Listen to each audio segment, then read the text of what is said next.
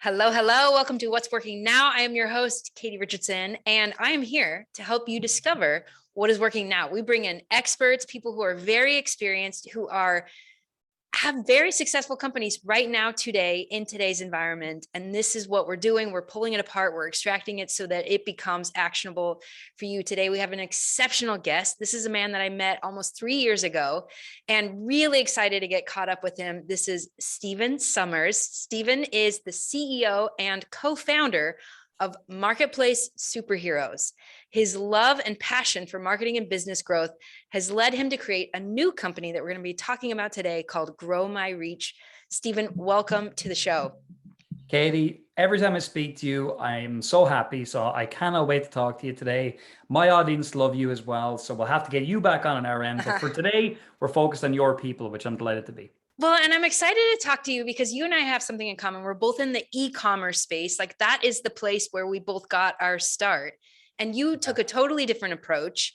And we're going to be talking about that a little bit more. I wanted to let people know on the front end that that's part of what we're going to be talking about. But you also have learned how to build not just courses and programs, but build a business. And I think this is a piece that a lot of people miss, right? They have an idea for a product, course, or a program, but they don't know how to build the business that supports that product. And that's a piece that you have figured out. And we're going to be talking about that. But before we jump into that, Stephen, I have a question for you. Go. I really feel like everybody has an experience in their life that really forms and shapes how they view the world today. Yeah. What is that experience for you? And what is that perspective now that you have on life and business? Yeah, well, it's a tragic one, actually. So when I was 11, I'm 34 now, so everybody can put me into that box. So when I was 11 years old, my brother passed away. My older brother passed away. It's called SUDEP, sudden unexplained death by epilepsy, right? And so basically just in his sleep, just passed away out of nowhere, which was shocking. He was 13, I was 11. And I suppose that experience is something that I talk about a little bit on podcasts and things like that, but we don't always get to talk about it because usually my story starts a little bit later than that. But I will tell you that I appreciate you asking the question because that changed my life. It taught me that depending on everyone's beliefs, of course, but for me, I was like, well, I have a certain amount of time here on the planet, so I really want to make sure that I do the things that I want to do. And so initially for me, I was playing music. And that didn't work out. I wasn't supposed to work out because I actually wasn't good enough, but I thought I was. And obviously from then I moved on to selling on Amazon. That's where I got my breakthrough, like you mentioned. We built a business doing that. Fast forward now, we built a very successful business teaching that process, building a freight company, and obviously moving into new areas of teaching and Marketplace Superheroes now, like different types of e-commerce and stuff like that. But that was the singular thing that completely changed everything for me. Wow. It made me grow up very quickly as well. And I think now with my own clients, it gives me that sense of I just care about people and I want to see people succeed as well. It's interesting as you share that story. I didn't know that about you. And yet I can see elements of that or the result of that in you. You're a man with tremendous drive and you genuinely do really care about people. That's something that's really stood out to me. And I've even met some of your students and they say that about you as well. Like you're here to help and empower them. And I think the evolution of your business and your business offering is a really good example of that. So you have for years had a program, a course, and mentorship and masterminds, all showing people how to sell products on Amazon. Give us just a quick sense for what that program does for people. Sure. Yeah, no problem. So we've been doing that now since 2015 really was the year it properly launched that business. And yeah, we teach people how to sell their own branded products all over the world on Amazon. And I suppose what makes it very different from a lot of other e-commerce programs is our heroes, as we call them, they sell all different kinds of products on Amazon. They don't just stick to one niche. So we're very much utilizing the Amazon platform, looking for what are people looking for right now, where is there less competition, stuff like that, and we essentially match those up together. And so people are selling all kinds of random stuff. Like I always tell people, if someone had a store, an actual physical store with all these products in it, it would just be the most insane store you've ever seen. It would make no sense whatsoever. So we really have taught that process for many years. after having done it ourselves. We now have almost 10,000 students that have gone through that program. A lot of them have gone on to do coaching with us, like you mentioned. So we have a coaching program. We have a more of an advanced coaching program as well for people who've gone through that, who really want to move on through the gears and get a lot of additional help and support. And so that course was why I originally sold for a number of years. I didn't do anything else because I listened to what a lot of people said. You have to have one thing, focus on one thing. Only then can you ever consider ever moving on to another thing. And I did that for many years. And we got to a point where it was like living a nice lifestyle. It was bringing myself and Robert, my business partner, in, a nice amount of income while impacting people. But we started to see like there was a lot of challenges our members had, like lots of challenges, like I shipping something from China to the States or to the UK or wherever. I don't know how to do that, even though you guys teach it. Can you help me? Other things and around trademarking their brands and getting the Amazon brand registry sorted and design and all this stuff, right? And so we realized, like, in our space, we could just keep referring everything out to all over the place. But then we just thought, why don't we just bring it all together into one place so that our members can come in, can join the program, and then can just go to one spot and get access to freight or get access to design or whatever. So we did that. We built our ecosystem, which is where everything is, our software ecosystem. And so that allowed us to build a lot of additional businesses off the back of that singular course. And so now, like, per year, we do about anywhere from about $12 to $15 million revenue for the whole group, which is cool. Not all profit, of course, everybody. I'd have to get I don't know the exact profit percentage this year. We'll have to see, because obviously freight rates have gone up and stuff like that. But successful business. We've won, I don't even know, 7 or 8 Two Comma Club awards now, I think, and all of that jazz. And I say all that because really, like, the awards are cool and all, but really what's more important is, like, are we building something for the future? Like, are we building a tribe of people who we can work with for the long term? And that's what I care about, because like you, I know you're not really motivated by money, although we do need money to live and all of that. But it's more important now really for me to see people go on and be successful. Yeah. You said something really interesting when you were talking about e-commerce and shipping product. You were talking about your customer and their stores, and how if they had a physical store and that collection of products was in it, like, it wouldn't make sense. Like, you're breaking a major rule there, Stephen. And I'm curious to hear, like, what is the core then? Because normally, right, a product, a brand, it's all built around one customer. And what I'm hearing you say is you're servicing with one store many different types of customers.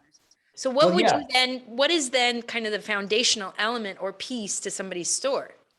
Yeah, no, it's so there's two ways of doing business really in e-com. Well, there's more than two, but broadly speaking, you've got the brand model, which you're talking about, which is if you want to talk about a model that's going to give you the most control, it's the longest term model. That's it, right? And Amazon is only used as a one distribution channel out of many, which is what you've done brilliantly. But for our members, a lot of them, they don't want to do that. Like, they are in a job right now. They don't like it. They are usually a little bit older, not always, but sometimes a little bit older. So, they're not necessarily really technologically, like, gifted or anything. And so they're sitting there going, okay, well, how can I leverage the internet in the short to medium term just to get my start? How can I do that? And so our model, we're saying, well, look, on Amazon, there's a large amount of products, like millions of products out there, where people, like, they're not going there to look for a brand. They're going to look for a product. So, I'll give you an example. One of our products now, one of our brands that we own, it's like you guys would say tomato. We would say tomato because we're weird. But tomato steaks, right? To help you grow your tomatoes, right? Yeah. That's one thing we sell it. And people don't really care necessarily what that brand is. Now, if you did have a brand of gardening products around that particular niche, then absolutely, like, that's a great way to go. Have Amazon as a distribution channel, have your own site, have all of that. And I know how to do that model. Like, we know all that, but our audience, they're not ready for that. So we help them get their start by selling a lot of different types of products, leveraging Amazon as a search engine essentially for these products, Mhm. putting a great offer in front of these people at a great price, Yeah. using the FBA model, and then taking those products and just selling them all over the world on Amazon, not just in Amazon.com. And so Yeah. we find that model works great for if you're starting out and you don't have much experience, but absolutely if building a brand, and we still do build a brand, by the way, it's a house brand. We Okay. have to do that for Amazon brand registry and stuff like that. Okay. But that's the difference. That's what it is. Okay. Okay. Because you talked about building a brand, and the brand is the store, the collective. Yeah. Okay. That makes a lot It's of not the sense. way you would do e-commerce, right? No, and to be clear, the way I did it is like you would have to be totally nuts and crazy to do it the way that I did it. I understand that the odds of being successful doing it the way I did it are so low. And in fact, I've referred people to you because I think if you ever have any intention in getting into physical products, even your own brand, I think the way to start is exactly what you're teaching people. I really do. Because yeah, what you end up learning is how to have a physical products company, and that yeah, is essential to the success of any product.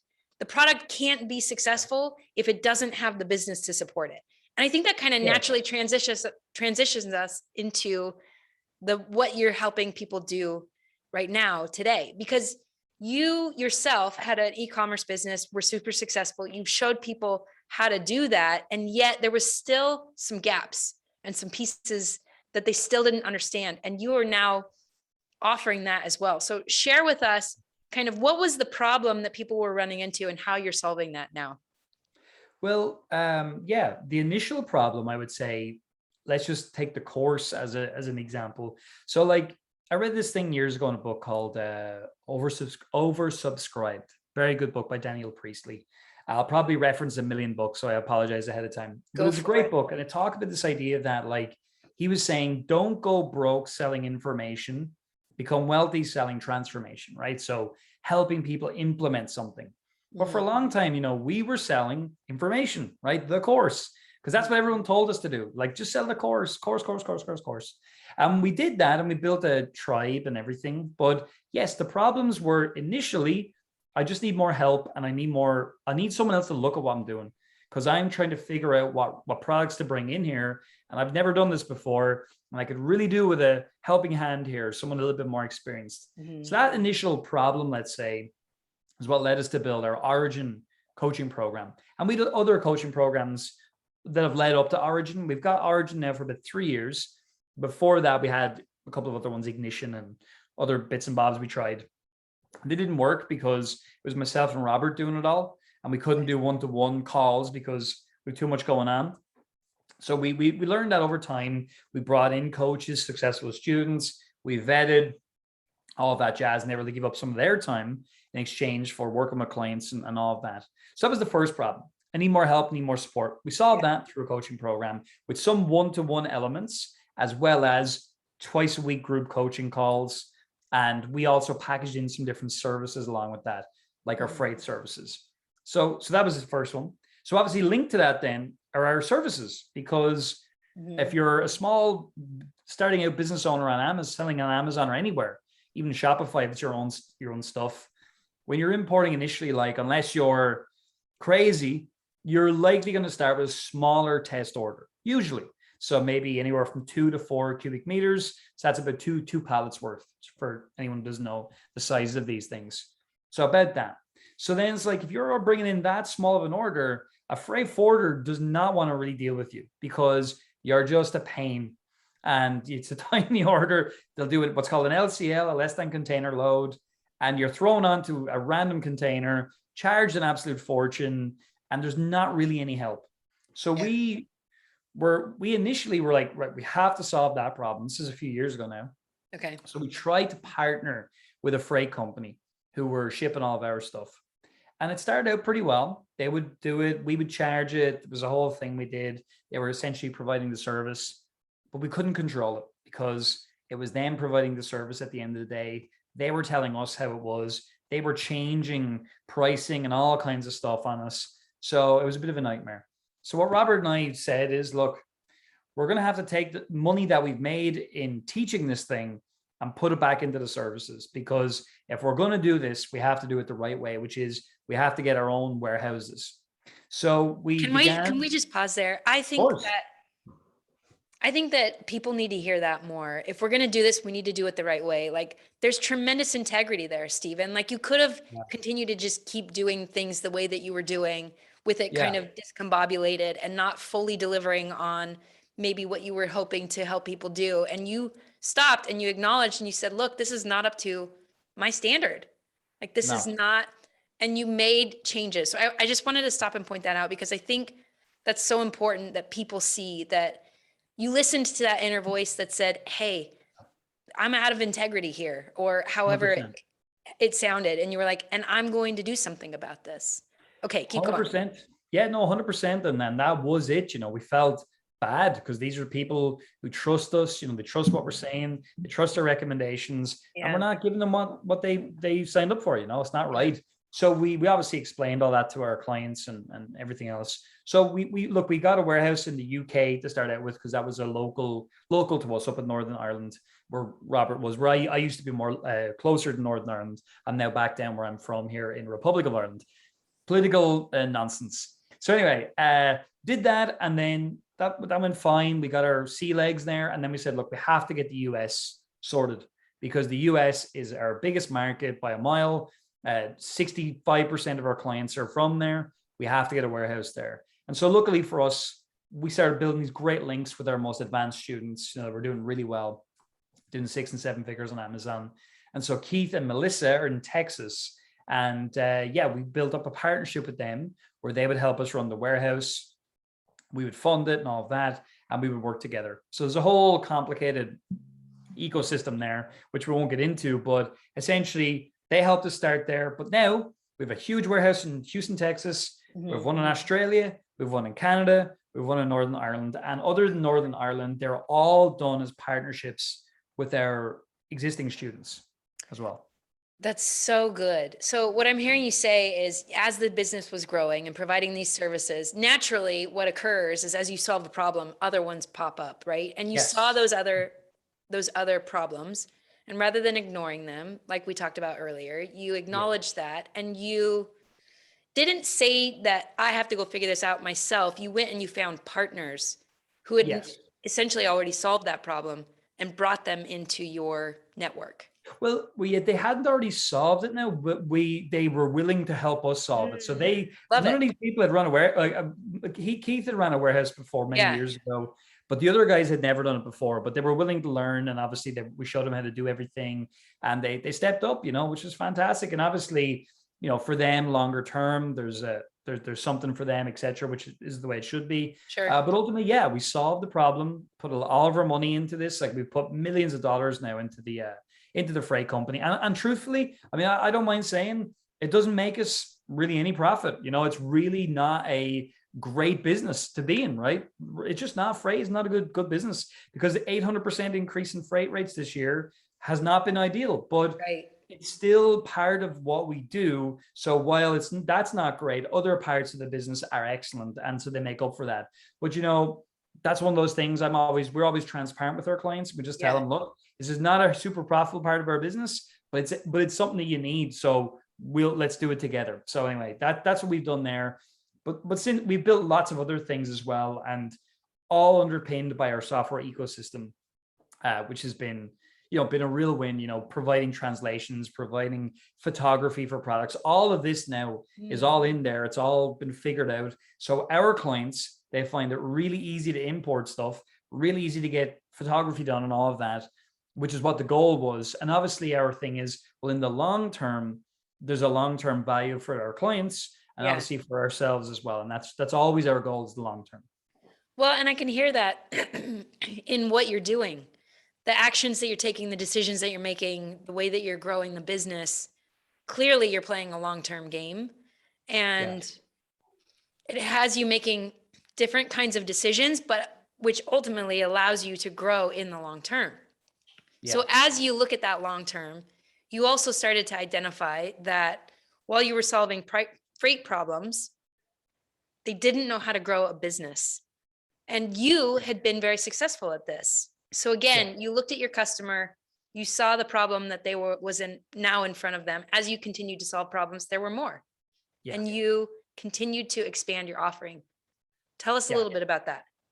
Yeah. So again, we've talked about the coaching offer and stuff like that. We've talked about the freight and services. So that largely is the main bulk of what Marketplace Superheroes has done over the last, 5-6 years. But then other things happen, right? Where this year was a great example of this, right?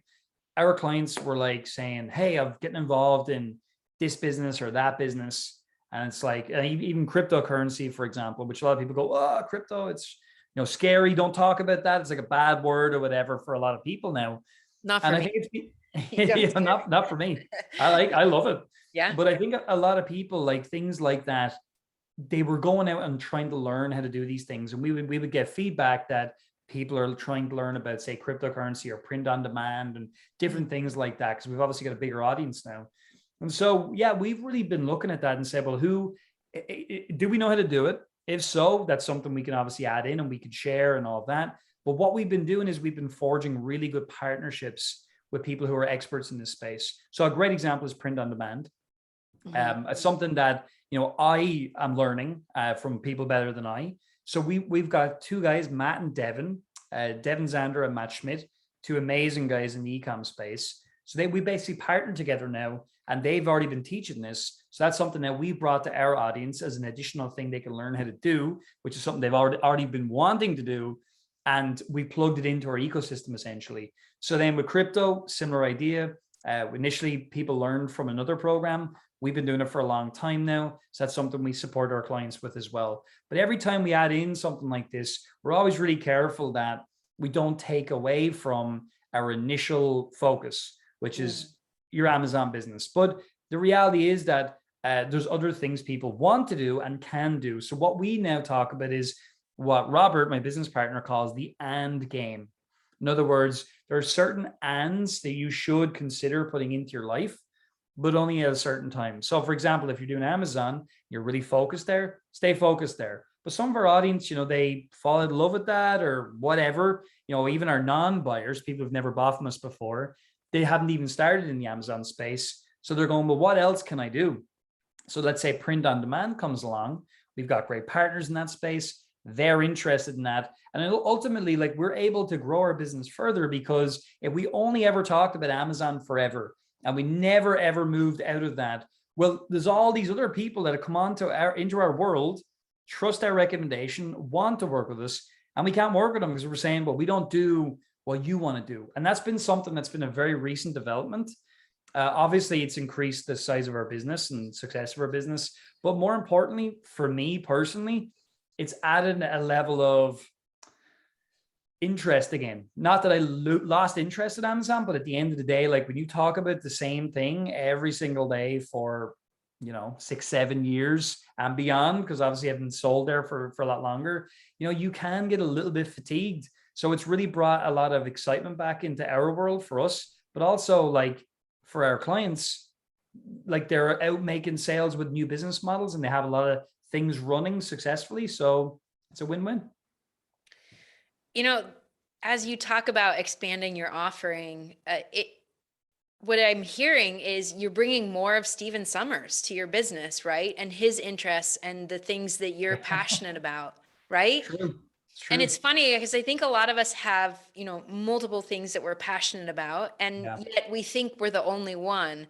And I don't know, how did you know to begin to provide more of your world to your customers? Going to give you a funny story about that. Yeah, I would love a story. Only over the last few weeks, I was someone you will know, actually. I'm only going to get to know this lady. Amazing. Rachel Peterson. I don't know how you say her surname. Peterson. Peterson. Cool. Yeah. So Rachel, right? So she was talking about TikTok for a long time, right? Yeah. And I was like, TikTok it's people dancing. Like, I mean, no interest in that platform. Yeah. And as the years have gone on, one of the things I've always regretted is I didn't jump on to, say, Instagram very early. I didn't jump on to YouTube very early. I always waited a long time. Mm-hmm. And so TikTok, I threw it away again. And then I stopped myself literally a few weeks ago. I said, you're doing it again. You're just throwing away something that could be a great opportunity to share some of what you're interested in. Mhm. So what I did was I started a TikTok account, right? I started one a while back, made one video, and just didn't do anything more. But I Mhm. decided to buy Rachel's program, which I did, and a couple of other people's as well. Just I often do that just to see what else is going on. But I've Sure. mostly followed her model. And over the last like not even 2 weeks, right? At the time of recording now, it's actually crazy. Like now it's not ridiculous, but it's really good. I've got 2,800 followers in like less than 2 weeks. And what I did was I decided to talk about different stuff. I said, I'm not going to just talk about Amazon. I Uh-huh. actually have got the most traction talking about crypto, some of the stuff I've been learning. And I'm Okay. sharing what I've been learning rather than me saying I'm some guru. I'm just going, well, this is what I'm learning, showing some of the things I've done, why I've done it, when I've lost, when I've gained, things like that. And it's unreal. Like, I mean, this huge new audience that I like. I mean, I think I can grow that quite big now. And Mhm. then I'm bringing in these other interests, like you said, like I'm talking about the new print on demand business we're building, what I'm learning there. So I've kind of gone back to being almost more like a reporter again, Okay. that different models, rather than Yeah. being the expert. I'm like the reporter, but weirdly, people are more interested in that than you being an expert all the time. Well, and what I'm hearing you say is on TikTok, it's allowing you to experiment and then discover that, right? Like you 100%. couldn't necessarily know that ahead of time. You couldn't even necessarily know that you should be talking about crypto on TikTok, yet you get this No. real-time feedback, actual data that says people like this topic. Yeah, I tried talking about other stuff, and anytime I make a video about crypto bots, people go mad. I've got one video, right? Two videos now, Yeah. actually, and they're only a couple of days old, and one of them has done like 38,000 views and like 450 shares. It's crazy. And I never, and then my point is, I started talking about the other things that we were moving into on, Yeah. say, Facebook, and I got attacked, right? There's people out there literally were like going, oh my God, I can't believe you're talking about other stuff, Mhm. like, I People don't within know. your community? No, they weren't actually in my community, funnily enough, Okay. because in our community, people have really welcomed us talking about other things. It's Mhm. people who maybe know me or whatever, only a couple of people, but they've attacked me for doing that. Whenever I've been saying, well, hold on a second, I'm just talking about what I'm interested in. I'm Yeah. sharing I'm not saying you should do it. I'm not even saying here's how to do it. I'm just saying here's something I'm doing. And I find it interesting. So coming around, I suppose, for the growth of what we're doing as a whole, really, that's been interesting, of moving into different areas, talking about new things, and just seeing what happens. And I don't even know what's going to happen, but that's been exciting. And I guess nothing to do with what we were talking about, but I just thought it was interesting. No, I think this is really important because we're talking to experienced entrepreneurs, CEOs, founders, and the important thing that I'm hearing you say is we can't just get stuck in any one direction. And you have Yeah. been open to exploring new topics, new ideas, new categories, new platforms. And as you're doing that, because here's the thing, as an entrepreneur, you have to understand how to evolve. You have to be willing to evolve, or 100%. otherwise you get passed up by the competition. And Yes. if you Yes. can't if you can't explore and play and try new concepts and ideas and topics, then you're trying to innovate and evolve in like a box, a silent Well, box where you're getting no feedback, and 100%. you're doing it in a live and active and proactive Well, way.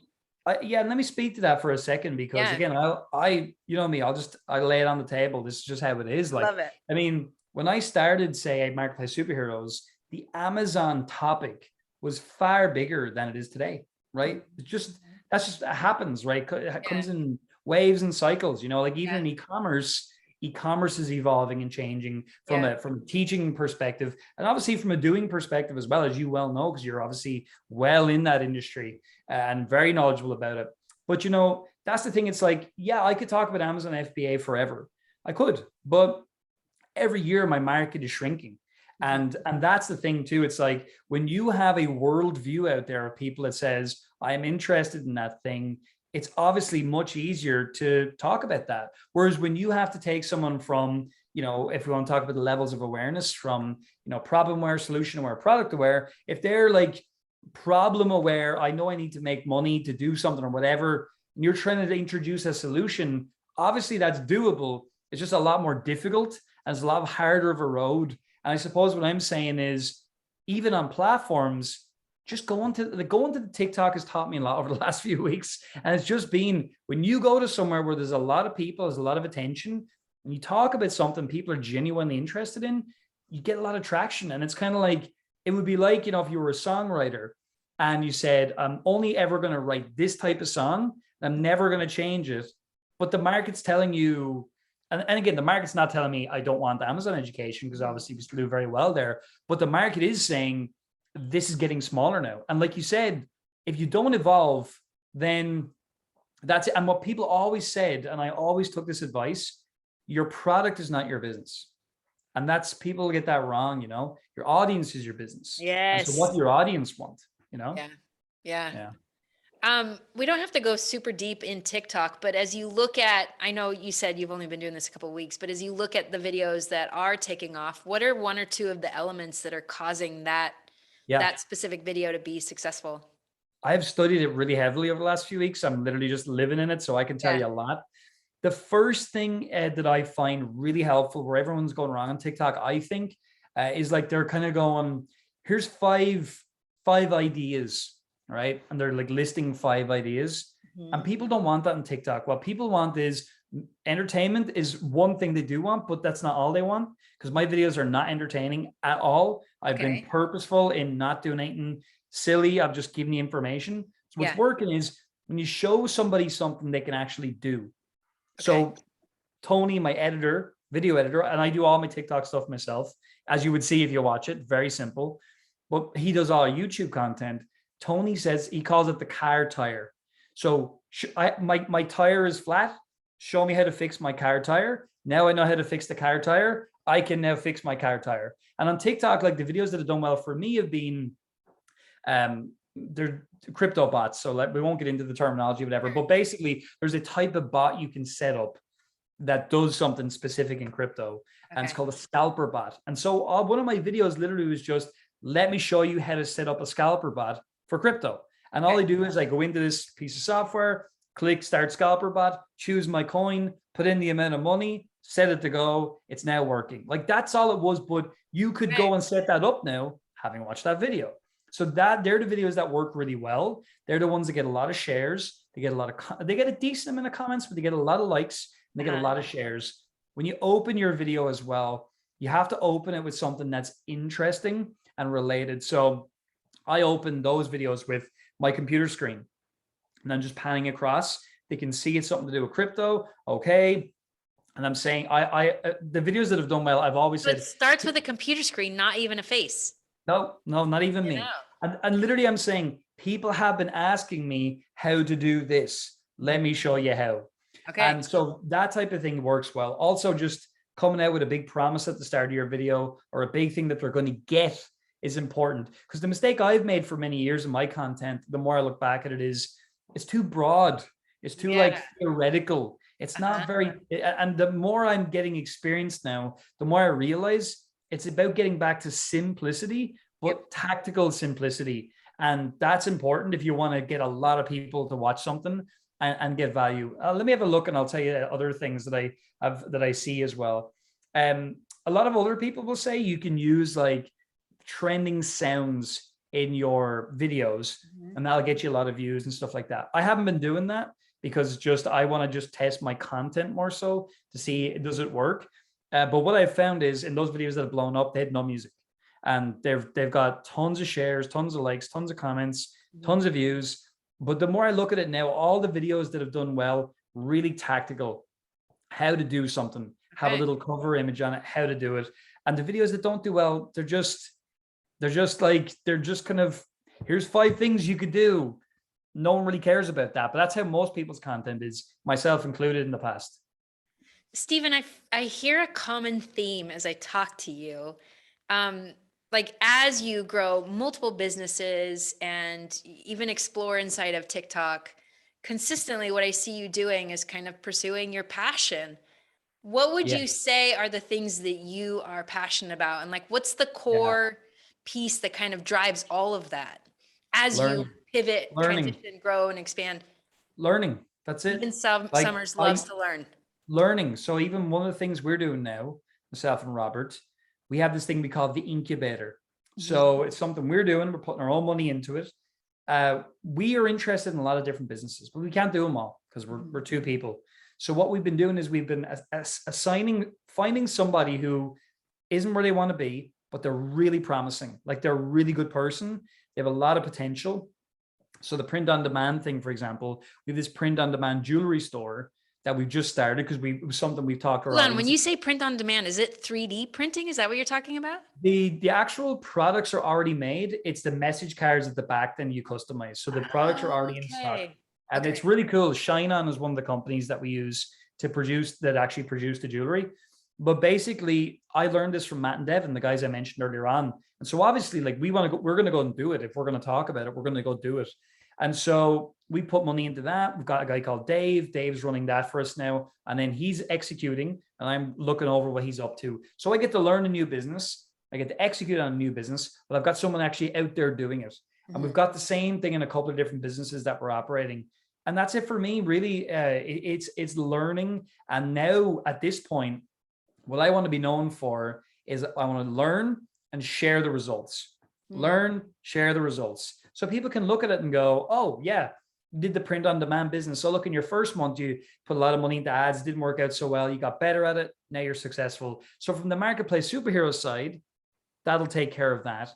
And obviously on the other side, where we're teaching people to grow a business like a marketplace superheroes, I'll be able to take all that learning of how do you offer different things and how do you make that make sense? And do you have to have a different brand? And all of that is all learning for the other side as well, you know? Learning and sharing your learning. That's the passion. I love it. I've said it, making money is actually my hobby. Like I genuinely, and it's not about the money. It's like, I love seeing it work. That's what I'm interested in. That's what I get passionate about. I get excited to see, wow, we put this little product together. We put it out on Facebook ads. Yes, we're getting our link clicks at the right price now. Boom, boom, boom, boom, boom. That's working now. That's great. That, and as sad as it is, that's what I get excited about, you know? No, it's not sad. It's very focused. It's very actionable, and it is a consistent theme as I look at everything that you have done over the years.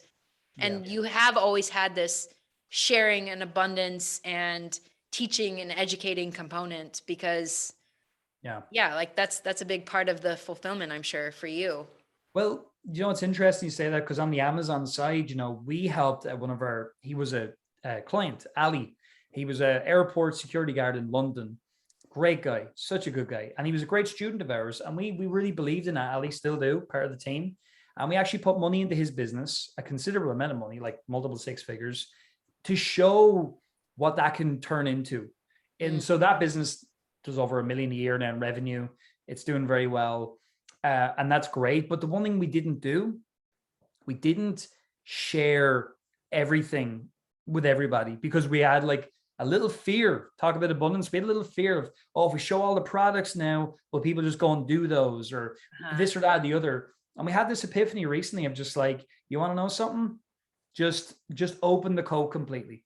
And that's what we're doing now. So we're actually taking all these different things that we're working on and we're going to be publicly sharing like all the numbers, what we're doing, everything, and just like get rid of that fear and just go for it and then just see what happens. That is huge. That's huge. You know, a lot of companies are built on secrecy and privacy and the secret recipe and the trade secrets. And you're taking an opposite approach and saying, here, everybody, this is exactly how we do everything. And if you want help with it, come here and we'll show you how to do it. That's the plan anyway. Well, and like we'll see, you know, but so far TikTok has been a great proving ground for this. Like I've shown the print on demand store that we're building and it's early days, but I've shown it. I don't care. I'm just like, look, there it is. Go and take a look at it and you'll see us improve designs. You'll see everything. But you know, that I think I learned this a long time ago with Stephen M.R. Covey, I think it was. He was the son of Stephen R. Covey. I can't remember. But he's the son anyway. And he said, businesses that build trust are 300% more profitable. And that's fine. That's likely true. But for me now, it's like, I'm looking at it going, we have 10,000 people who are clients of ours, a number of people who are, let's say, non-buyers of ours, right? But the way I look at it is like, what do I want to do? I want to impact 100,000 small and medium-sized, well, small business owners. Then we go to 1 million. But the only way I'm going to do that is I have to build a bigger audience. Our audience just isn't big enough to do that. Yeah. So what's the fastest route, or what's the best route? I think for me, it's just showing everything.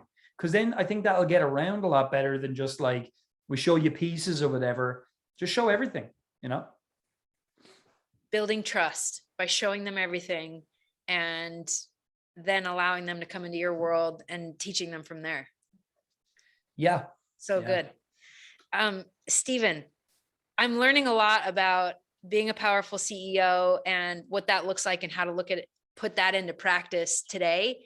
I really feel like the environment is constantly changing. And if you can live by true principles and understand how to apply that, and you've demonstrated that to us, and it's really cool and exciting. I have a few kind of rapid fire questions for you here at the end. Sure. Go ahead. No problem. I'm ready. What's something that you do consistently every day? That's a great question.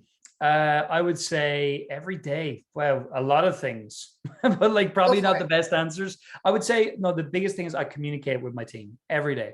Communicate. Communicate actually is the right answer. Yeah. I think that's a really solid theme of yours too. Like, you understand people, you genuinely care about them, including your team, and communicating with them. Well, like when you grow a business, and you know, because you've done that, and I had to learn this, as did Robert and the rest of our team, we wouldn't share the information well enough. Like, we would come up with something, no one else heard about it, and then they've never heard of this before. It's at a meeting. Oh, what was that? So communication is a constant theme, and we have a big team now. And I know, and I think that'll change a little bit. I don't think we need quite as many as we have. We've got a little too many at the moment, but that's something we will look at. Sure. But regardless, no matter what the team size is, communication is critical. And what platforms or software programs do you use to communicate? Slack is our just our main thing for communication. The team also use ClickUp as well for tasks and stuff like that. I don't go on to ClickUp. I'm not doing ClickUp. I'm keeping away. I have got an assistant who helps me make sure I'm on track and stuff like that. Slack is great, but I am part of about 6 Slacks right now, because that's what happens as you grow, and it is very busy. But I don't have notifications. I check it whenever the right time is, and that's something with Slack just to be careful of.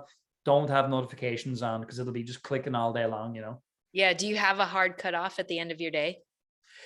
You know, I'm getting better at that. I've not been brilliant at that, honestly. Like, you know, I think it's because I'm excited about what I'm doing and stuff. But I have a little. He's nearly 3 now, Harvey. So, you know, with Harvey been around and all of that at home here, definitely I'm getting better at that. But that's something I've got to work on too. Like maybe 6 p.m., 6:30, just shut it off. Yeah, and it's difficult. Like, I mean, I wish I could say I was great at it, but I'm really not. I'm working on it. You know. Hey, we're all working on something. Yeah. So you've mentioned several books. What's a book that you have on your nightstand that you frequently revisit? Ready, Fire, Aim is one. I'm going to give you 2 because I'm going to give you a bonus. Okay. Ready, Fire, Aim by Michael Masterson, aka Mark Ford. And the second one I have that I just love, there's actually loads. But again, I would say from a money perspective, Millionaire, FastLane by DeMarco is another real favorite of mine. I interviewed him recently, actually. What a great guy. Cool. Super you cool. Talk to MJ. He's a great guy. Okay. You can connect me to him. I will. What is some good advice that you have received in your life that's really served you? Yeah. You know, again, I'm going to kind of keep business theme here, because I think that's what we're speaking to. Yeah. Produce, don't consume, you know, and again, I've said it many times. I'll continue to say it. And I love the idea of, like, if you have 100% of your time, and we look at the 80-20 rule of just anything, Pareto principle. Well, what if you were producing 80% but consuming 20%? Because a lot of people in the world, they have it the other way around, you know. They're tiny pieces producing, and it's all consumption. And certainly there are seasons of life when consumption is important. You need to learn stuff. Sure. But the only reason I'm sitting here today is because I became good at being an implementer. And people say about me now all the time, oh, Stephen's an implementer. For most of my life, though, before I got into business, before I met Robert, I was not an implementer. I was a Mm. talker. And that, when I learned how much doing changes your life, Yeah. I've never gone back, you know? Is there a secret, a process that you utilize that helped you transition and make that shift from being a talker to being an implementer? Like, Eh, what's that's a some of great the question. thoughts or the thinking, or like, Yeah. how do you move into that space? I mean, looking at yourself and saying, like, looking at, there's a thing called feedback analysis where you look back at your time, your results over the last while, and what worked, what didn't work, you know? Mhm. I think if you look back over your time, like a good example, even on a personal level, for me this year, I started playing soccer again. And the position I play in, I have to be very fit, and I'm still not there yet. I'm working on it. But Mhm. I decided, you know, what's the one big thing holding me back, looking back at that feedback analysis? I was drinking alcohol, drinking beer. And now I wasn't a heavy drinker, but that was holding me back, like from getting fit enough. So I was like, that has to go. Mhm. So it's about looking back, and even from a doing perspective, looking back and going, have I been talking, or what's actually been produced? So I suppose moving to a place of like, you got results or you got excuses is a good way to look at it and say, have I been making excuses, or have I been producing results? And the question that I love that I learned from Jack Canfield was, what am I pretending not to know? You know, so like in Mm. everything, what am I pretending not to know? Even to do with doing, what am I pretending not to know? Like if I do this, if I've got this thing on over here or there, you know, I'm pretending not to know what's going to stop me from being successful or Mm. from doing, right? Yeah. Yes, you could have ignored the fact that casual consumption of alcohol was getting in the way of your fitness, but you decided to confront that and do something about it. Yeah. So, Yeah, and I'm an Irishman. You know, we're known for drinking, and I tell you, it's been tricky because people in Ireland, if you tell them you don't drink, the yeah. only way that's normal is when you say that you were an alcoholic. So I think I'm going to start telling people that I was an alcoholic just to make it easier, because it's a nightmare in Ireland. Jeez. Wow. So what's the new identity then that you have had to take on? Yeah, great question.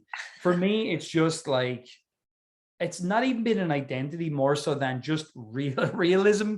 Like I'm 34, so I'm not like old or anything, but like if I drink the next day, I am just not, I'm a shadow of my former self. Like I Mhm. don't have the energy and Mhm. ability to do stuff. If I get home, when I got home in the evenings, honestly, like I would feel like a crap dad because I Yeah. didn't have the energy to play with Harvey. You've got multiple kids. So again, I've only got one. I know. I know. Fair play these. You know, we've got one right now, maybe more in the future, hopefully. But I needed energy for that, right? As you Yeah. well know. So that was one big thing. And also just being realistic and being like feeling depressed the next day, that kind of feeling, along with there's times in business, as we all know, when things don't go the way you want them to go and stuff like Yeah. that. It all just felt really like that was just a big anchor that was holding me down energy wise. And I Yeah. have to say, I'm off it now. I haven't drank in over 60 days now. And Get I it feel, out. yeah, I feel way Made better. the I've had a decision little, and you stuck with it. yeah, yeah. Well, I tell you, it's actually easier nowadays because the non-alcoholic beer, it tastes exactly like beer. So you just drink that if you want to chill, and you Sure. get the exact, in my opinion, the exact same benefit, you know? So you replaced it. You didn't stop drinking. You replaced it with a different drink that doesn't have the alcohol in it. Yeah. No alcohol, less calories. So you don't put on as much weight. You Okay. don't feel Okay. less energetic, Yeah. all of that. So yeah, replacing, that's a fair way to talk about it. Yeah. Yeah. And that, look, it's working for me. And I don't know if it'll work for everyone, but it's certainly working for me. Well, that's what we're here for, Stephen. We want to know What's what's working working now? now. I'm telling you. I'm telling you. That's fantastic. Well, this has been an incredible conversation. I love learning from you. I love hearing what you are exploring and learning about. I even loved diving into TikTok with you and Yeah. hearing how you're utilizing that to kind of test and play different ideas and concepts and topics. And Yeah. Stephen Summers, this has been an absolutely incredible conversation. Thank you so much. Katie, I always love chatting to you. It's a real pleasure. I'll definitely have you on for a chat with our audience again soon, because they loved your interview that we did all those years ago. We'll get you back on again. But thank you for doing what you do as well. I really appreciate it. Yeah, you're welcome. And for everybody who's listening, this is what's working now.